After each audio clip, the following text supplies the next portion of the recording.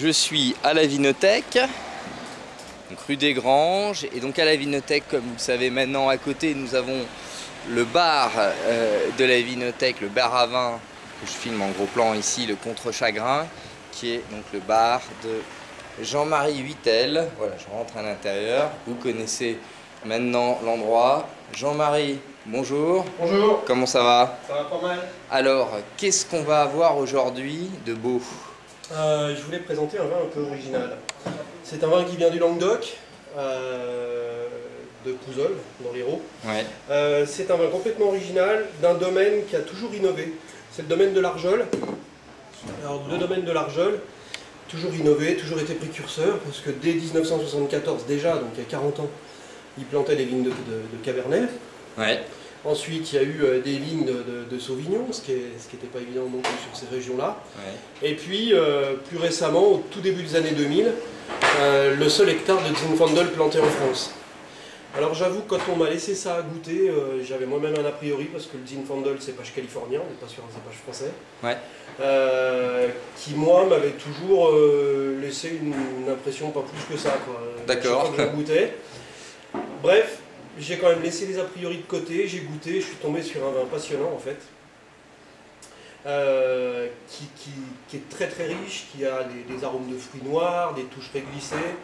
Une fois en bouche, on confirme tout ça avec des notes très épicées, une finale super longue sur les épices, et puis cette bouche pleine au niveau de tanins serrés, mais tout ça sur du velours, sur des tanins très soyeux. Bref, c'est une bouteille qui est vraiment passionnante.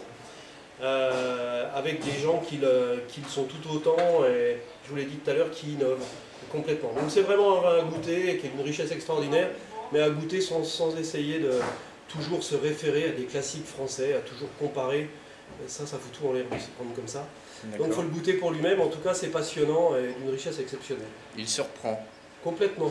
Il surprend, donc je résume bien, hein, c'est un cépage qui vient des États-Unis. Le Zinfandel, oui, voilà, tout à fait. et qui est en revanche élevé chez nous, en France. Les vignes, c'est le seul hectare planté en France. Ouais. Ce sont la famille Tesserin qui avait été étudiée en Californie, parce que c'est pas un cépage français, Ouais. dans les années 85. Ça a été très compliqué avec l'administration française pour planter cet hectare et ce seul hectare de Zinfandel. Donc il n'a pas d'appellation, il passe en vin de France, il pourrait être en vin de table. Nous, on s'en moque un peu parce qu'on a plein de belles choses comme ça qui sont à découvrir. Ouais. Et puis je pense qu'on est en plein dans notre rôle de caviste de faire découvrir des choses pas courantes et puis pas vues partout, pas vues ailleurs. Voilà. D'accord. Combien vaut cette bouteille? Voilà, c'est une bouteille dans les 13 €. D'accord.